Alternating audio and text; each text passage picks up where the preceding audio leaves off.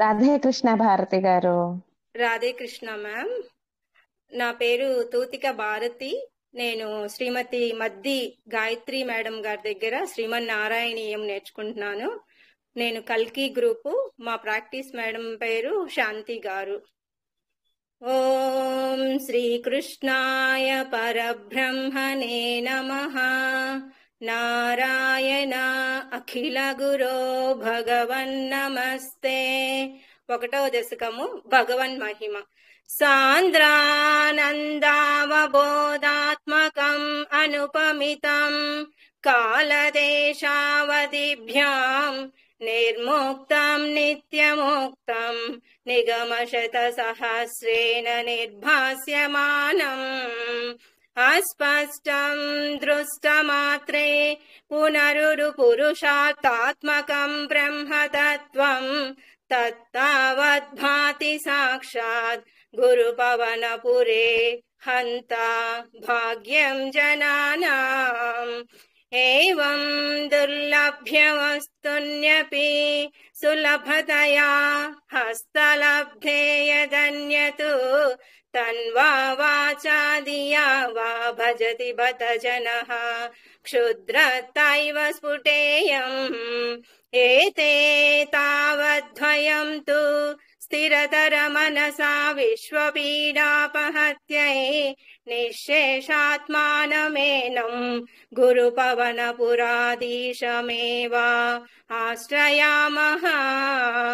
సత్వం యత్తత్పరాభ్యాం అపరికలనతో నిర్మలం తేన తావతు భూతై భూతేంద్రియైస్తే వపురితి బహుశః శ్రూయతే వ్యాసవాక్యం.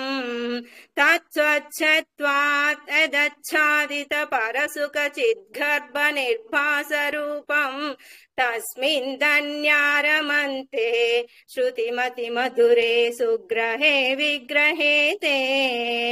నిష్కంపే నిత్యపూర్ణే నిరవధి పరమానంద పీయూష రూపే నిర్లీనానేకముక్తావలి సుపగతమే నిర్మల బ్రహ్మ సింధో. కల్లోలోల్లాసతుల్యం ఖలు విమలతరం సత్వమాహుస్తదాత్మా కస్మాన్నో నిష్కలస్త్వం సకల ఇతి వచః త్వత్కలాస్వేవ భూమన్.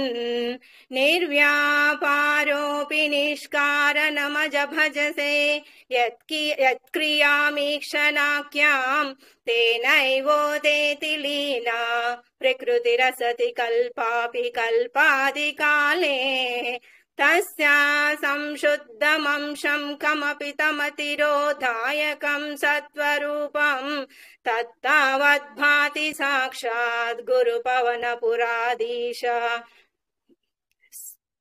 Sorry ma'am.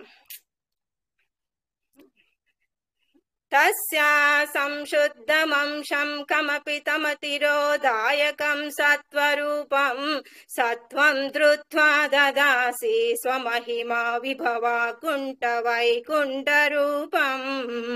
తత్తే ప్రత్యఘ్రదారాధర లలిత కళాయావళి కేళికారం లావణ్యస్థైకసారం సుకృతి జనదృశాం పూర్ణ పుణ్యావతారం.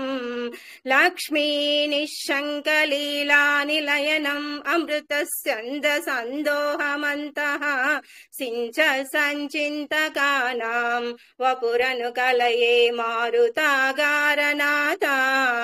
కష్టాతే సృష్టి చేష్టా బహుతర భవ ఖేదావహ జీవభాజాం ఇత్యేవం పూర్వమాలోచితమజితమయా నైవ మధ్యాభిజానే.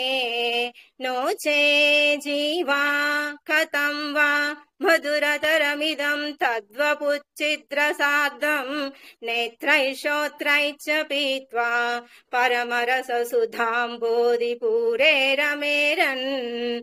नम्राणां सन्निधत्ते सततमपि पुरस्थैरनभ्यर्थितानपि अर्धान् कामानजस्रं वितरति परमानन्दसान्द्रां गतिं च.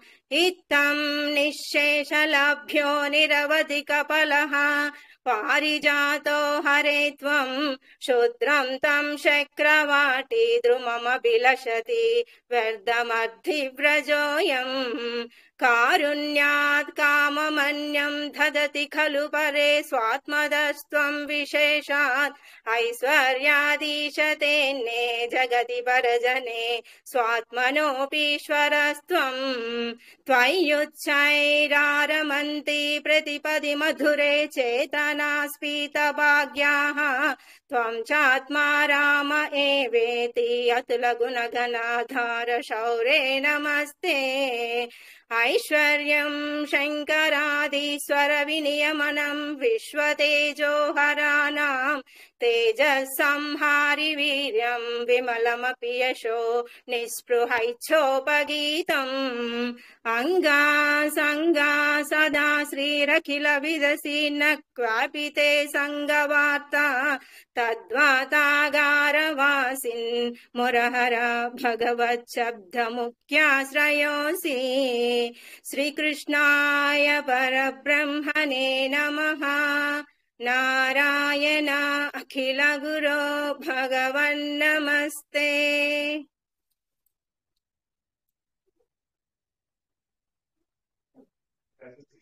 రాధే హలో కృష్ణ అమ్మా.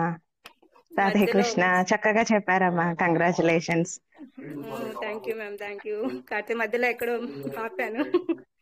లేదు పర్లేదు, చక్కగా చెప్పారమ్మా. Very nice, thank you. Clear గా నీట్ గా ఉంది. వెరీ నైస్ అమ్మా.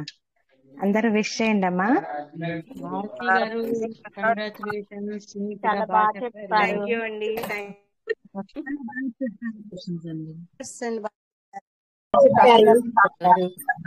థ్యాంక్స్ అండి, థ్యాంక్ యూ.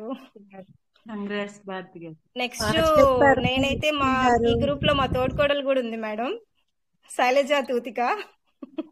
ఆహా, ఆవిడ చెప్తారా పేరు ఇస్తున్నాను శైలజ గారు? మేడం.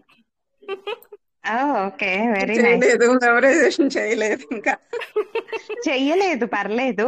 మిమ్మల్ని ట్యాగ్ చేస్తున్నారు మీరు చెయ్యమని. అలాగే వెరీ నైస్ అమ్మా. సమస్త దేవతల శుభాశిస్సులతో శుభమస్తు, నిత్య శుభమస్తు, సమస్త సన్మంగళాని భవంతు అమ్మా.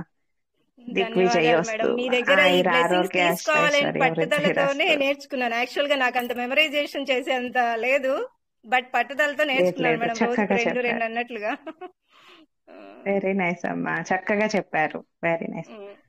Thank you ma'am, thank you. తోడి కోడళ్ళు ఇద్దరు తోటల్లాగా దూసుకుపోవాలండి, బాగా చెప్పాలి. తోటల్లాగా దూసుకుపోవాలంటండి, శారదా గారు చెప్తున్నారు. తోటి కోడళ్ళు ఇద్దరు, తోడి కోడళ్ళు ఇద్దరు తోటల్లాగా దూసుకెళ్ళిపోవాలి. మెమరైజేషన్ లో 100 దశకాలు తప్పకుండా. కష్టం అంతా మీది, భగవంతుడు ఆశీర్వాదాలు. ఓకే మ్యామ్, వీడియో ఆఫ్ చేసుకున్నా మేడం ఇంకా. ఓకే అమ్మా.